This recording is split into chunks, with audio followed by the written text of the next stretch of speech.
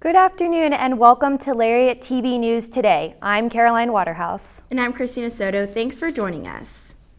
Wednesday afternoon in Parkland, Florida, 17 students died and teachers after an active shooter went on a rampage with a semi-automatic weapon. 19-year-old Nicholas Cruz has reportedly confessed to that attack and is now in custody.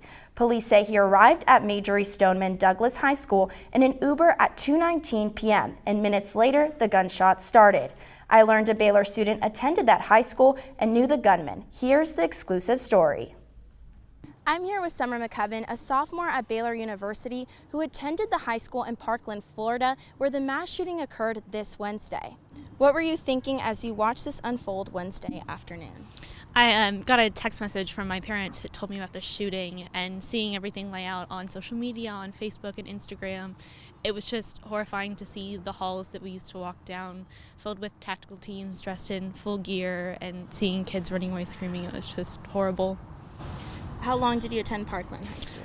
I was there for just my freshman year, but I did all of middle school, so the people that I knew for about 4 years. And did you know anyone that was currently attending this school when this happened? None of my friends were there during the shooting, but some of the younger siblings were, but thankfully they all made it out okay. That's so good to hear. What did you think when you found out the gunman was Nicholas Cruz and he confessed to police? There was a lot of confusion, just me trying to wrap my head around it. I did know Nicholas Cruz. He was in my band class my freshman year, and it was hard to look back on the memories and try to remember what had happened and to try to think that that's the same person who could have done this. So were you surprised that it was Nicholas Cruz? I was surprised that I knew him. It's hard to think that someone that you know could do this, but everyone kind of went through that phase of, quiet and listening to loud music, and apparently it continued on for him, and he had gotten kind of really deep into that scene, and so I was surprised. While you were in band with him, was there any moments that you felt that kind of surprised you, or that you felt he was kind of different or kind of out there? He didn't really talk to anyone in class. He wasn't the most outgoing person, so he didn't really speak up, and there wasn't a lot of feedback from him during class. So, Summer, thank you so much for taking the time to talk to me about this. I know it's probably really hard, but I want you to know my prayers are with you and with the people in Parkland, Florida. Thank you. Reporting for Lariat TV News Today, I'm Christina Soto. Baylor's Board of Regents got a high-level update this morning on the new academic strategic plan for the life of the university. President Linda Livingstone presented Phase 2 of Pro Futurists. It includes academic goals, a facilities plan, the financial model, and the details on the campaign to support that. The Provost's office has identified 7 initiatives to focus on, with implementation likely to begin next year. A soon-to-be-released study shows students at faith-based universities are less likely to experience sexual assault, but more likely to experience gender-based discrimination. According to the study by a PhD candidate at Geneva College, Neil Best, 15% of students at Christian institutions reported experiencing sexual assault compared to 21% at public institutions and 27% at private institutions. But the opposite was true when it came to gender-based discrimination, with 79% of students at Christian schools reporting that type of discrimination from faculty. This number is 4 to 7% higher than at public and private schools. Best also found that those who reported gender-based discrimination were twice as likely to experience some type of sexual assault. While Best said there is a link between the incident types, it remains unclear. As for Baylor, a 2017 social climate survey found that 31% of students reported experiencing some type of gender-based harassment from faculty members. Devoted Christians and pro-life advocates are marking Lent this year with protests outside health centers which provide abortions. Our reporter Christina Soto spoke to them about the campaign and their efforts in Waco. Pro-life advocates will be peacefully protesting and praying outside of health centers that provide abortions worldwide.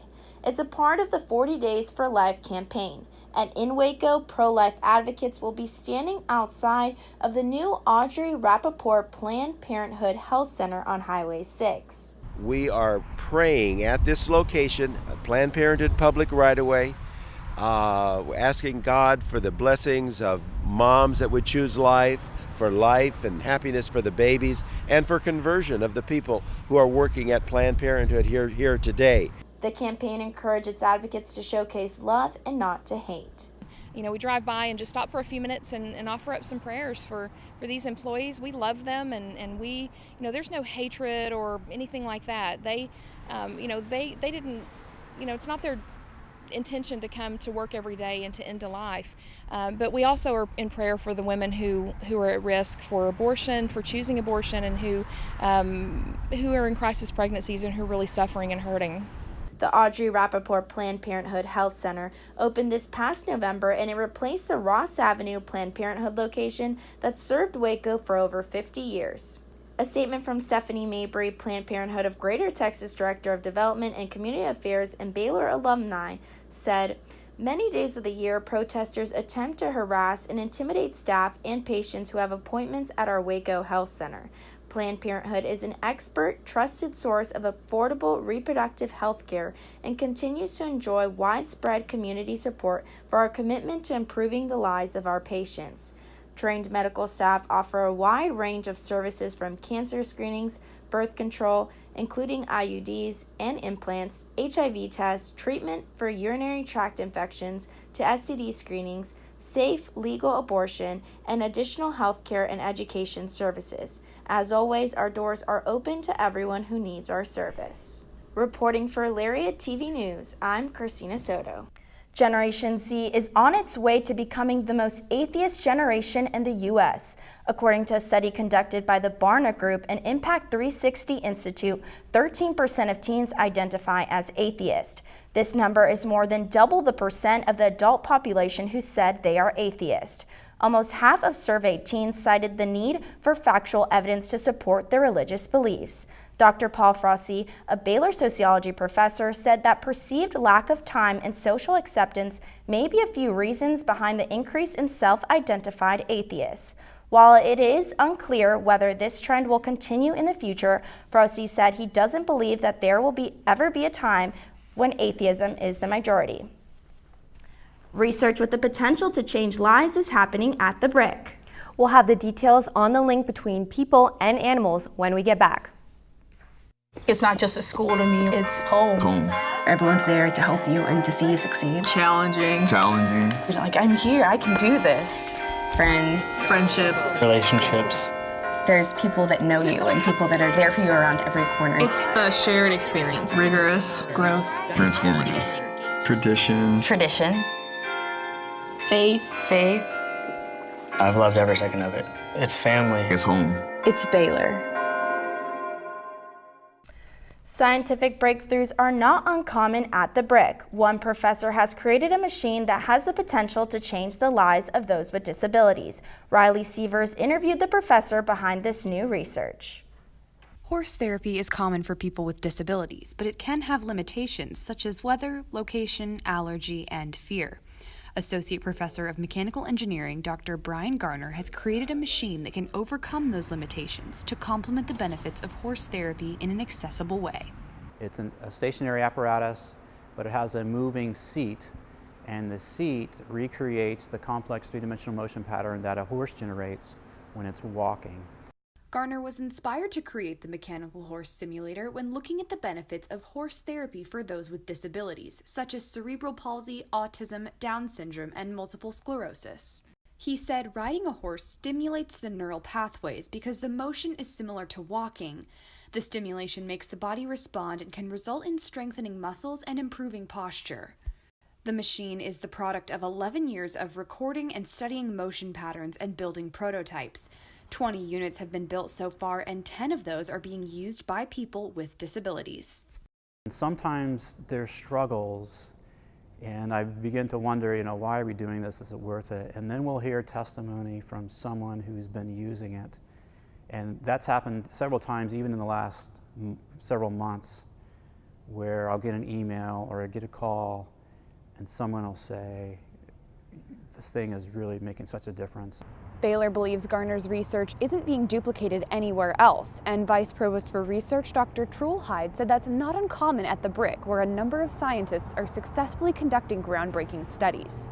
And I think at least part of that is because you have the overlap of research and industry and workforce development and all the other things that we've talked about in one building, so that when they run up against something that they have a question about, sometimes it's as easy as walking out of their lab and walking across the hall to somebody else's lab and asking a question. All manufacturing and research is done in the Brick. Garner said he's excited and humbled by the opportunity he's had to conduct this research.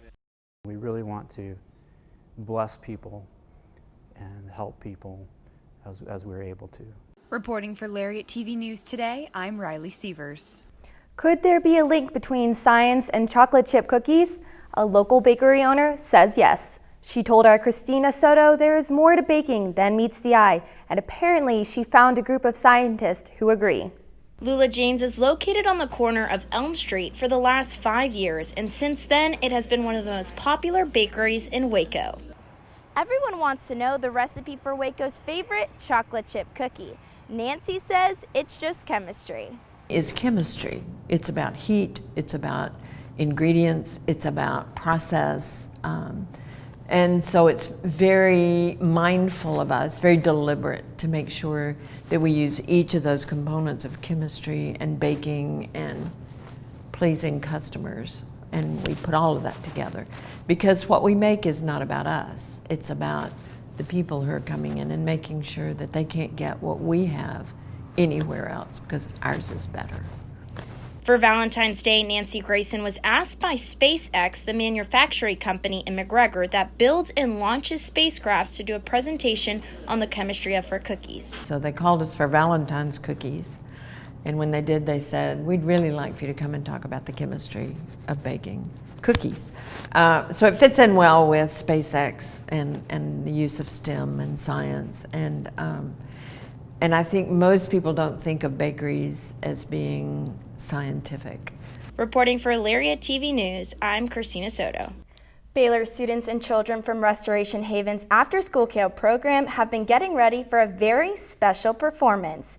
Every Monday and Thursday, the Baylor students in the Philanthropy and Public Service program teach the children choreography and mentor them. At Baylor's annual Stomp Fest in April, about 25 children will showcase their talents on stage at Waco Hall. The coordinator for the Stomp Project, Nikki Mutz, said combining Stomp with mentorship would be an excellent opportunity for the children as well as Baylor students. Over $500 has been raised to provide the children with costumes and transportation to Stomp Fest. Baylor is sending more than 200 students on mission trips to 7 countries and various U.S. cities this spring break. Students have several opportunities ranging from building music centers in Mexico to teaching nutrition in Guatemala. Several students will also be taking part in a civil rights tour to commemorate the 50-year anniversary of Dr. Martin Luther King Jr.'s assassination. Participants will visit major sites and landmarks in the civil rights movement, such as Selma, Birmingham, and Memphis. Holly Tate, Assistant Director for Missions at Baylor, said she hopes these trips will encourage students to make a difference within their own communities. Take a trip into another dimension with one of Baylor's newest clubs on campus. Baylor sophomores James Cotter and Jake Ratowski created Baylor's first virtual reality club. Students will have the opportunity to explore all parts of the virtual reality world and learn about how it can affect their career path. The VR club has been in the works since April of last year, and Cotter and Ratowski were finally granted their charter on January 25th. The club will be participating in competitions with other Texas universities. If you're interested in seeing what this virtual reality club is all about, head over to the garden level of Moody Library on Monday nights at 7:30 p.m. The Baylor Counseling Center hosted their annual Hope, Peace, Love event on Valentine's Day to raise awareness for mental health. The fair offered activities and booths such as Valentine's Day card making, a viewing of the movie Trolls, and free Chick-fil-A. Students also had opportunities to learn about the prevention of suicide, dealing with anxiety and stress, keeping a healthy mindset, and maintaining healthy relationships. Counselor Kyle Johnson said that the event was perfect for Valentine's Day because of its advocacy for healthy relationships and mental health. If you need help, the Counseling Center has a 24-hour crisis hotline and medical staff available. Baylor's annual theatrical extravaganza, Sing, takes a lot of time to plan and to perfect. But what about the time it takes to put on the makeup and costumes for the actual performance? Meredith Aldis talked with Sing Cheers to find out more. All University Sing has begun, and we took a closer look at what all goes into the makeup and costumes. After a while of online searching and shopping, the women of AKIO found the perfect costume for the aliens, including a leotard, skirt, and wig. It's gonna be so cute. I love it. The costumes are fun. The music's fun. It's just really awesome and something kind of different than what we've done in the past. There is a special meaning behind the red lipstick for the astronauts. Oh, we want y'all to look really cool, but also empowering women, and they wear red lipstick. The men wear makeup too to add to their performance. Just spent about 2 hours in my bathroom just putting different makeup stuff on my face and trying to come up with something. Seeing makeup and hair isn't your everyday look. The process is very unique and time-consuming. I wanted to do purple lipstick, but not blue, because blue can kind of look weird on some people. So purple is pretty complimentary, but still fun. And then we wanted the eyeshadow to match, so everyone's wearing purple eyeshadow. And then we wanted glitter this year, so we're finally doing glitter, and I'm really excited. The men of KOT are singing a song by someone you may not expect. Beyonce's song was a last-minute submission. Sweet Dreams by Beyonce just happened to fit the dramatic tone that the men were going for during their act. I was playing it, and we're sitting in a meeting, and everybody's face just lit up, and we're holy, this is gonna be awesome. This will be so cool. Even though it's called Sing, Connor says you don't have to be able to sing to be a part of the performance. You just gotta do your best. You have to shout it. All University Sing is this weekend and next weekend. For Lariat TV News Today, I'm Meredith Aldis. The Winter Olympics are underway, and the United States is performing well so far. Stay with us and we'll tell you how the U.S. is doing in the medal race.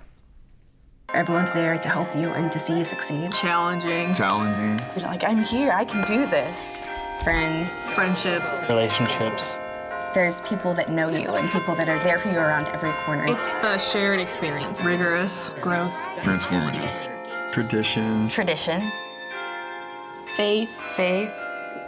I've loved every second of it. It's family. It's home. It's Baylor.